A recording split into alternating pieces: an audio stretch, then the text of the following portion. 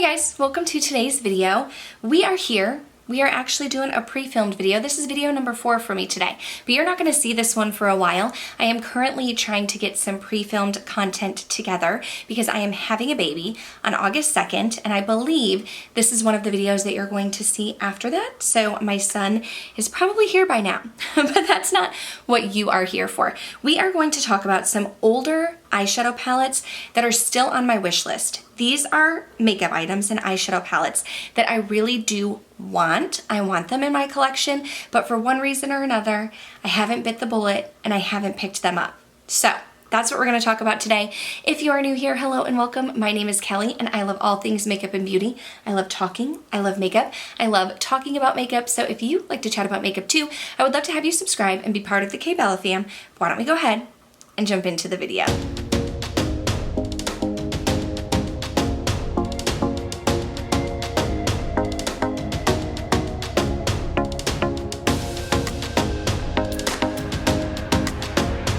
Like I mentioned, I don't have these in my collection, so I scooted over so I can upload pictures so you can see what they look like. But I do have 7 palettes, 7 eyeshadow palettes on this list that they're older, they're not like brand new releases, but I'm still thinking about them. First up is the Urban Decay Naked Wild West palette. Now this palette, I went back and forth. Do I purchase it? Do I not? Do I purchase it? Do I not? Ultimately, I didn't purchase it for a couple reasons. So one being that I don't feel like the Urban Decay Naked formula is like the best formula out there. I had the original Naked and I decluttered that. I actually do regret that because now that it's gone, it's like, you know, so famous and such a sweet memory, and it was my first high-end eyeshadow palette, so I wish I still had it, but I don't.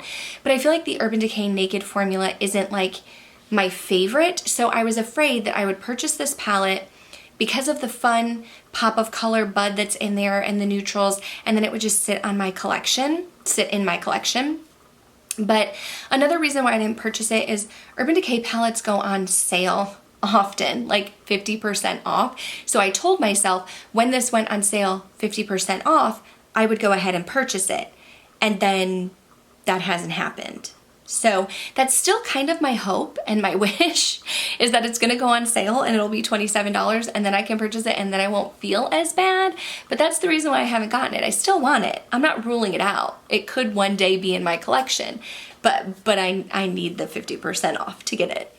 Next up, this is one that I don't know if I will ever get it or not. It is the Pat McGrath Divine Rose Mothership palette.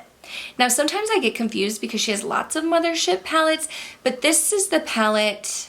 I mean, obviously I'm going to have a picture of it, but I think this is the one that came in the limited edition packaging and like the pink packaging also. And I almost purchased it. I almost bit the bullet, but y'all, it's $125. $125. And I have tried Pat McGrath eyeshadows in the past. I actually have a quad from her. And I like it, but it doesn't like knock my socks off, you know? It's not like the best eyeshadow formula that I've ever tried in my life. And so I kind of feel like the Pat McGrath palette would be almost more of like a collector's edition.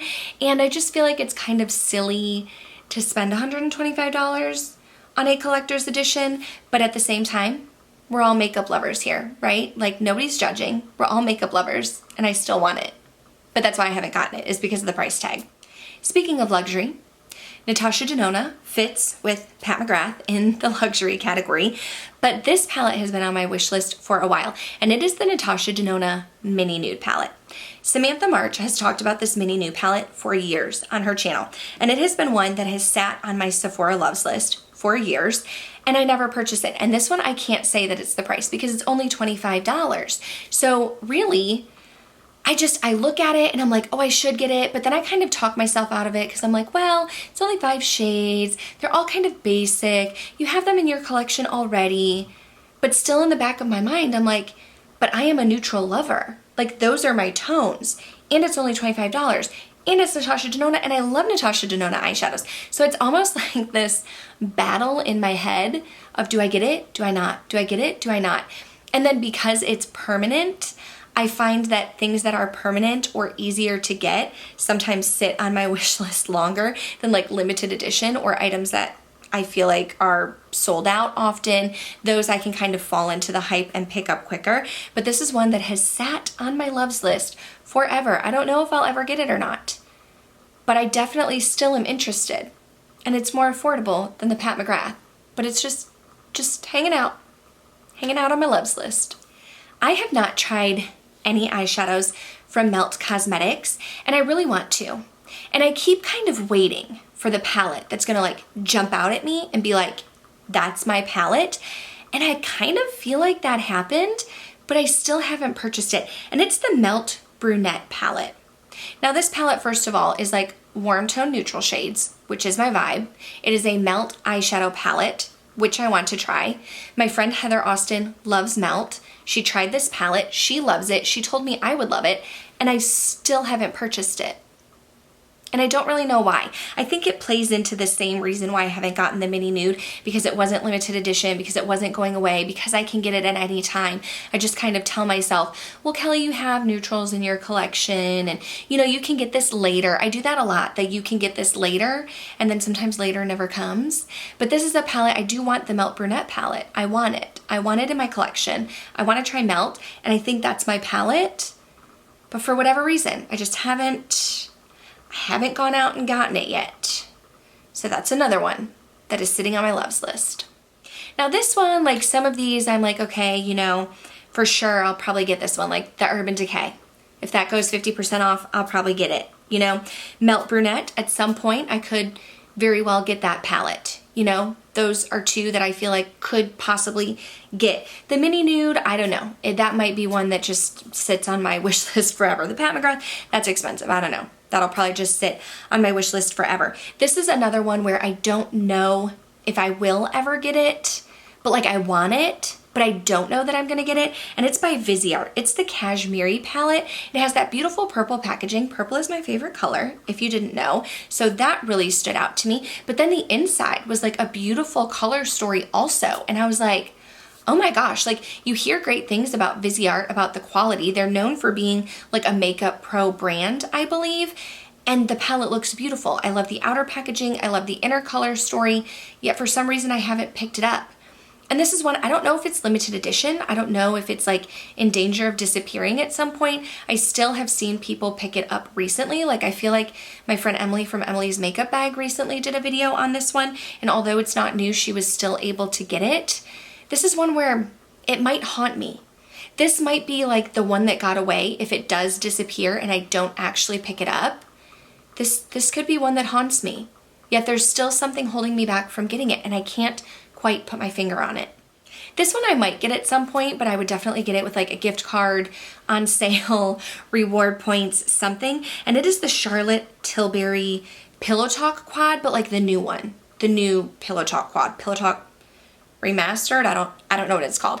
I just picked it up for Smegs for her birthday, and I will be very interested to hear what she thinks about it and how she likes it. She had the original Pillow Talk, and she said she like panned it and it's out of her collection, so I'm really excited for her to let me know about this one. I do have the original Pillow Talk, and I have the Rebel Quad, which is like all these like green shimmers.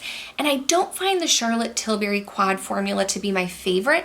I think it's good, but I don't think it's my favorite. However, I have heard such good things about this new Pillow Talk Remastered or whatever it's called. I've heard really good things about it. People have said that those shimmers are like standouts like nothing you've ever seen before, that it's beautiful quality. It's very expensive. It's like over $50 for 4 eyeshadow shades, which is pricey, but people have said that the quality is there. So this is one that I could definitely see myself getting in the future because it's my color story. It's easy. It would be good for travel. You know, you just kind of grab it and you don't have to think too much. You're not overwhelmed by the shadows like I can be sometimes. So I probably will get this one at some point, but I just haven't yet because it's so expensive.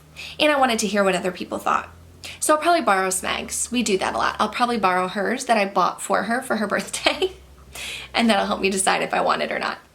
Now the last palette that I'm going to share with you is one that in this current moment, I feel like I would bite the bullet and get it during the Sephora VIB sale like in November.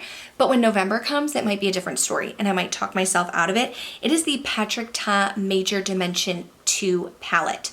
So Patrick Ta sent me the Major Dimension 1 in PR, and I liked it, didn't love it. I thought the mattes were great. The shimmers were kind of meh. Some of them were just toppers. They weren't as opaque as I liked. So even though it was my color story, it was like a like, not a love kind of situation. So when the second one came out and it was more rose toned, it definitely piqued my interest. I was like, okay, tell me more. But I didn't get it because it was just kind of like meh on the first one. So then Smags picked up the second one and she was like, you need to try it. You're really gonna like it. So I tried it and I did.